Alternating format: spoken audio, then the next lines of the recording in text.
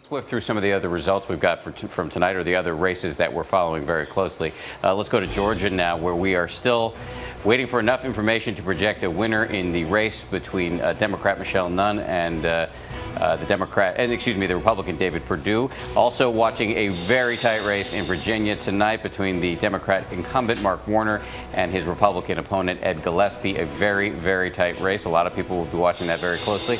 Also in North Carolina, it's Kay Hagan, the Democratic incumbent, running against Tom Tillis, the Republican. ABC News does not have enough information to project a winner, but this is a biggie. And as you've heard us discussing, New Hampshire also has a big race tonight. The incumbent Jeanne Shaheen, the Democrat, up against Scott Brown, formerly a Republican senator from Massachusetts. We do not have enough information to project a winner at this point. At this point, the Republicans have gained 2 seats. They need 6 to take control of the United States Senate. That is the most prominent dynamic of this evening. And in the governor's race, as we've mentioned, there are 36 governorships up for grabs tonight. And one big one is the state of Arkansas, where the polls just closed, and we can project a winner in that one. And it will be Asa Hutchinson, the Republican, who's been running against the Democrat Mike Ross. This is another race where President Clinton, the former president, campaigned repeatedly and strenuously. By the way, Asa Hutchinson was one of the so-called House managers who brought the impeachment charges against President Clinton. So one has to imagine there was a certain amount of personal animus involved in his campaigning here, apparently to no avail. Let's go over to Nate Silver now from 538. Nate, you with us? Yeah, I'm here. So what's your view on Arkansas and the apparent lack of impact by the former President Bill Clinton, who campaigned there, I believe, upwards of 6 times? Yeah, I mean, it's been a good state for Republicans in red states so far, and the Democrats' fundamental problem is that a lot of the contests this year are being held in states that vote very Republican for president now.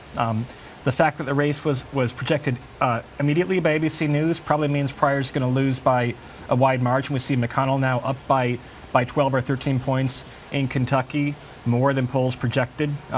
So far, Democrats were worried before the election maybe polls will be biased against them. So far, we're seeing polls might have been biased toward them. But again, in these very red states, we're less sure what's going to go on in the more purple states like North Carolina and New Hampshire. Well, actually, we do have a projection in the purple state of New Hampshire.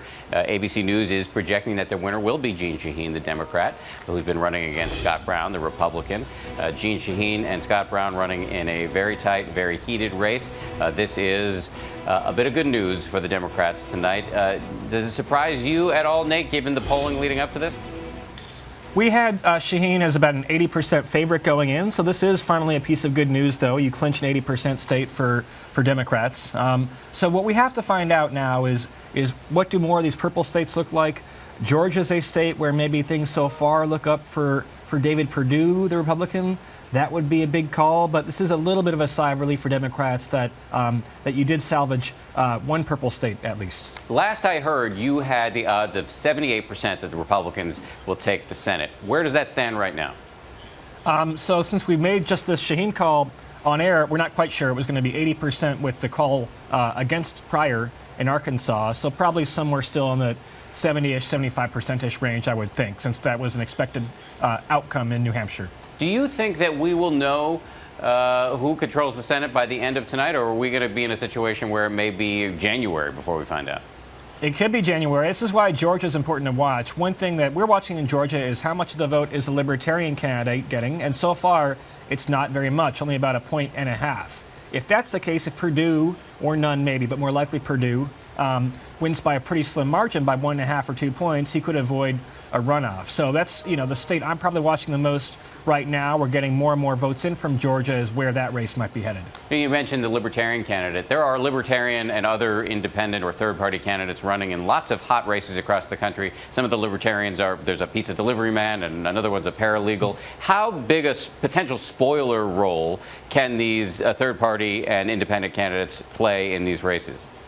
I think it depends on the nature of the Libertarian candidate. You have some Libertarians who are more in the kind of Rand Paul school, where they're quite conservative on many issues. You have some are more kind of down the middle Gary Johnson libertarians who might appeal to young Democratic-leaning voters as well. The candidate in North Carolina, probably one of them. I think he's probably drawing more or less evenly from both candidates there. But it is a factor. On the other hand, sometimes what happens, like in Georgia maybe tonight, is that when a race gets close, a voter might go and say, hey, I like the Libertarian Party, I want to make a protest vote. And then they make the least worst decision and say, well, I don't want to waste my vote either when the race is so close, and wind up defaulting to one of the major parties. And which governor's races are you watching most closely tonight? I mean, the Wisconsin governor's race is something that Democrats are hoping they can flip. Scott Walker, based on the polls, Walker was a narrow favorite heading in, but that's maybe the most interesting race in the country potentially. Yes, with major ramifications potentially for 2016. We have a projection we can make now in the New Jersey governor's race. Not one of the most closely watched, but important nonetheless. I believe we have the information coming up. ABC News can project a winner in the New Jersey governor's race. Stand by. There it is. Sorry, New Jersey Senate race. Actually, it is supposed to be the governor's race, but we don't have it on the screen. I apologize for that. Let's get it back to Nate. Nate, you were talking about governor's races. Are there House races as well that you are looking for potential surprises in tonight?